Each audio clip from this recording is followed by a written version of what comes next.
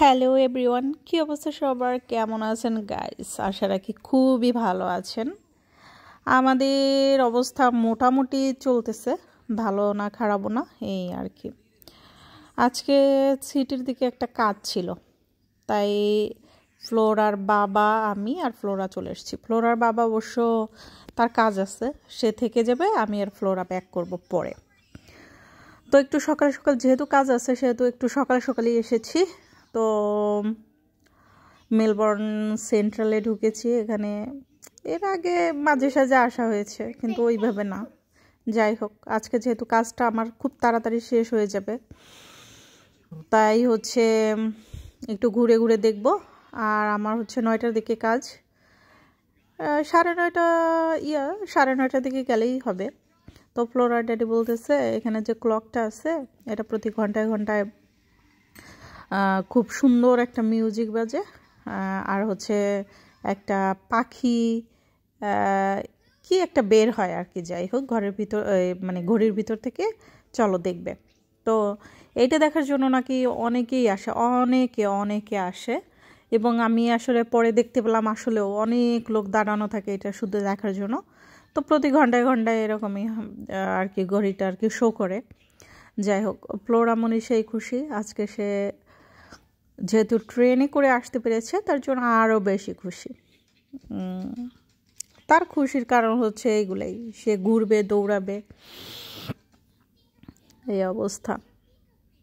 না, আমরা একটু এমনি দেখা দেখি করতেছি, এখনও 9টাই বাজেনি। সো তেমন একটা সবগুলো খুলেও নি অ্যাকচুয়ালি।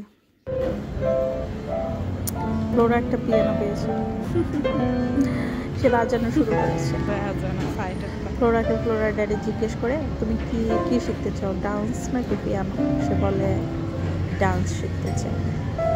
এখনও ফ্লোরাকে ভর্তি করায়নি আসলে কোনো মানে এক্সট্রা অ্যাক্টিভিটিতে, কারণ হচ্ছে আমরাও চাচ্ছি একটু বড় হোক, আর হচ্ছে আমরাও একটু মোটামুটি দাঁড়াই, তারপরে হচ্ছে সব কিছু আস্তে ধীরে করা যাবে।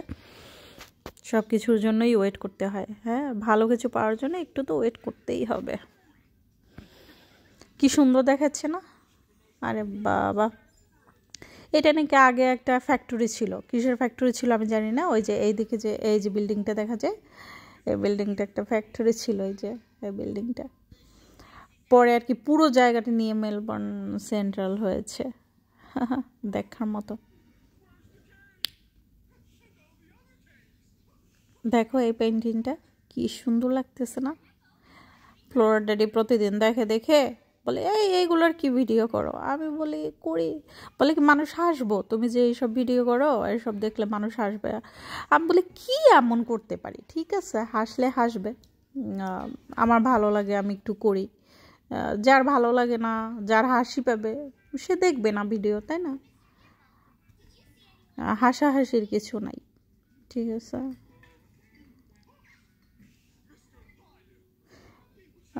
মানুষ বলবো যে একটু গিয়েছে, দেখো ভিডিও করে দেয়। কি করব? এত নতুন নতুন ভিডিও তৈরি করতে হয় যে সব কিছুরই ভিডিও করা যায়। এখন একই জিনিস তো বারবার দেখানো যায় না, তাও মাঝে মাঝে করে ফেলি, কি করা যাবে আর। ওই যে দেখো 9টা বেজে গিয়েছে, এই যে এটার কথা বলেছে, কি যেন এটা বের হয়ে আসে আর একটা মিউজিক বাজছে, তোমার শুনতে যাচ্ছে।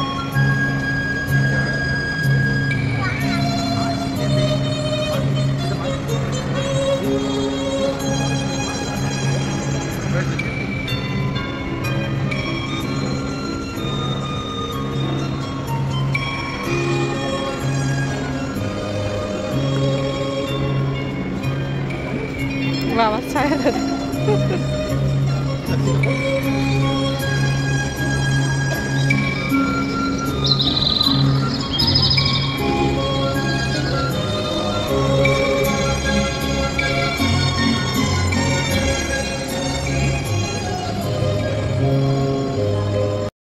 ফ্লোরামণি আবার মিউজিকের সাথে সাথে ডান্স করতেছে, ও খুবই পছন্দ করে আসলে ডান্স করা। দেখে আগামীতে আসলে দিতেই হবে। আমার কাজটা শেষ হয়ে গিয়েছে, ফ্লোরার ড্যাডি এইদিকে ঘুরতেছিল, আমি কাজটা শেষ করে পরে ওদের সাথে দেখা করলাম। এখানের আমি কিন্তু ছবি শেয়ার করেছি, অনেকেই বলেছে খুবই সুন্দর জায়গা, খুবই মানে অসম্ভব সুন্দর একটা ভিউ, আসলেও ঠিক। আর বিশেষ করে অটামে মেলবোর্ন আসলে অন্যরকম, মানে এত এত বর্ণিল, এত সুন্দর, এটা শুধুমাত্র অটামেই দেখা যায়। এই টাইমটায় শীত থাকে কিছু, কিন্তু সৌন্দর্যও থাকে অসম্ভব। যাই হোক, ফ্লোরার বাবা বলতেছে তাহলে তোমরা এখন চলে যাও। তো আমি কেমন জানো না, একা একা চলতে গেলে ফ্লোরার ড্যাডি থাকলে আমি বেশ একটা সাহস পাই। যখনই যে কোনো কিছুর একা একা করতে বলে তখনই আমার কেমন যেন বুকের ভিতর ডুব ডুব ডুব ডুব ডুব ডুব করে। আমি জানি না সবার করে কিনা, এই জিনিসটা আমার খুব ভালো একটা ঝামেলা হয়ে যায়। এর পরের দিন হচ্ছে আমরা গিয়েছিলাম আসলে ড্যান্ডিনং একটা টেম্পল দেখার জন্য। এটা হচ্ছে গণেশ টেম্পল। ফ্লোরা ড্যাডি কার কাছে যেন শুনেছে এখানে একটা গণেশ টেম্পল রয়েছে, তো ফ্লোরা ড্যাডি বলতেছে চলো আমরা তাহলে ঘুরে আসি। এখন এই শীতের সিজন এমন একটা সিজন, খুব তাড়াতাড়ি সন্ধ্যা হয়ে যায়। গরম যেমন 9টায় সন্ধ্যায়, শীতে তেমন 5টায় সন্ধ্যায়। এখন আমরা আসতেই মোটামুটি আমরা 3টার দিকে বের হয়েছি, আসতেই পুরো সন্ধ্যা হয়ে গিয়েছে। যাই হোক, এখন আমরা ভিতরে গিয়ে আসতে অনেক সময় লেগেছে, প্রায় 2-2.5 ঘন্টার মতো। ভিতরে গিয়ে একটু বাবা গণেশের দর্শন করে আসব। ভিতরে আবার যেহেতু ক্যামেরা অ্যালাউ না, সেহেতু আমি ভিতরে কোনো ছবি তুলতে পারবো না। এটা সাউথ ইন্ডিয়ান টেম্পল, অ্যাকচুয়ালি সব কিছুই ব্ল্যাক আর কি ভিতরে, আর করলাম না। তো ফ্লোরা ড্যাডি বললো তাহলে আমাদের যেহেতু মন্দির দর্শন করা হয়েছে, আমরা আরেকটা মন্দিরে যেতে চেয়েছিলাম কিন্তু সন্ধ্যা লেগে গিয়েছে। তো বলতেছে চলো আমরা ড্যান্ডিনং রেঞ্জে গিয়ে গোধূলিটা উপভোগ করি। আচ্ছা, ড্যান্ডিনং রেঞ্জ আমি এর আগে কখনো দেখাইনি। আমি এসেছিলাম, ফ্লোরা তখন হয়নি আর কি, যখন আমি প্রেগনেন্ট ছিলাম ওই টাইমটা এসেছি। ওই টাইমটা অনেক বেশি ভালো লেগেছিল, কারণ অনেক সময় নিয়ে এসেছি। আর এখন এসেছি শুধু গোধূলি দেখার জন্য। আমরা গোধূলি দেখেই আবার ফিরে যাবো এখান থেকে। যাই হোক, উপরে যখন এসেছি তখন মোটামুটি ফিল লাইক 4 ডিগ্রি, এত ঠান্ডা লাগতেছিল। তাও আমি আর ফ্লোরা একটা বেশ ভারী জ্যাকেট নিয়ে এসেছি, যে কারণে আমরা একটু ভালো ফিল করতেছিলাম, কিন্তু ফ্লোরার আঙ্কেল আর ফ্লোরার ড্যাডি কোনো ভারী জ্যাকেট আনেনি, ওরা টিকতেই পারতেছিল না, যে কারণে বেশিক্ষণ থাকা হয়নি। দেখো গোধূলিটা তোমাদের দেখানোর চেষ্টা করতেছি, এত সুন্দর লাগতেছে। এইদিকে গোধূলি, আর এইদিকে যখন মোবাইলটা ঘুরাই তখন পুরাই আলো দেখা যায়। আর একটা বিশেষত্ব হচ্ছে ড্যান্ডিনং রেঞ্জের এখান থেকে পুরো মেলবোর্নটা দেখা যায়, মানে এত উঁচু পাহাড়ের উপরে যে পুরো একদম মেলবোর্নটা দেখা যায়, ভালো লাগে অনেক। আসার সময় এত একটা মজা হয়েছে, আসার সময় আমরা ঘুরতে হচ্ছে টাইম যায় না, মনে হয় যেন অনেক সময় ধরে ড্রাইভ করতেছে কিন্তু সময় যাচ্ছে না। তো ফ্লোরা ড্যাডি বলতেছে বুঝতেছি না আমার গাড়ি কি ভূতে ধরলো নাকি, সময় যাচ্ছে না, কিন্তু মনে হচ্ছে অনেক সময় ধরে আমরা শুধু পাহাড়ের উপর দিয়ে ঘুরতেছি। বেশ গা ছমছম লাগে যখন রাত হয়, আসলে কোনো কিছুই দেখা যায় না যেমন তেমন লোকাল। তাও ড্যান্ডিনং এই পাহাড়টার উপরে বেশ জনবসতি আছে, অন্য যে মাউন্টেনগুলো এগুলো জনবসতিও থাকে না। এই আর কি, ভালোই লাগে। বিশেষ করে আসলে রাতের দিকে ভালো লাগবে না অবশ্যই, কারণ কিছুই দেখা যায় না বাইরের, না উপভোগ করা যায় না। দেখো এত সুন্দর গোধূলি, আহা, আমি বলতেছি যেই দিকে তাকায় শুধু সুন্দর আর সুন্দর, এত সুন্দর প্রকৃতি ভগবান সৃষ্টি করেছে, আসলে চিন্তাই করা যায় না। হ্যাঁ, কি মায়া, কি ভালো লাগা, চোখের সৌন্দর্য। মাউন্টেন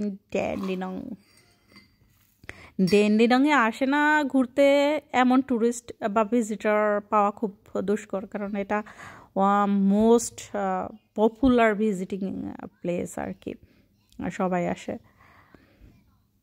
এবং এটা মিস করা যাবে না। মেলবোর্নে আসছেন আর ড্যান্ডিনং রেঞ্জে যাননি, এটা বোকামি ছাড়া আর কিছুই হবে না। এটা একবার হলেও ভিজিট করা উচিত এই জায়গাটা। যাই হোক, অনেক ভালো সময় কেটেছে, অনেক মজা করেছি।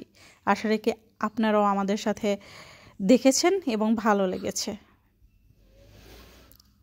পরের বার আবার দেখা হবে, কথা হবে নিউ আর একটা ভিডিও নিয়ে। সে পর্যন্ত সবাই অনেক অনেক ভালো থাকবেন। আর আমার ভিডিওগুলো যদি ভালো লাগে অবশ্যই লাইক করবেন, কমেন্ট করবেন, সাবস্ক্রাইব করবেন, পাশে থাকবেন। ওকে, থ্যাংক ইউ, বাই।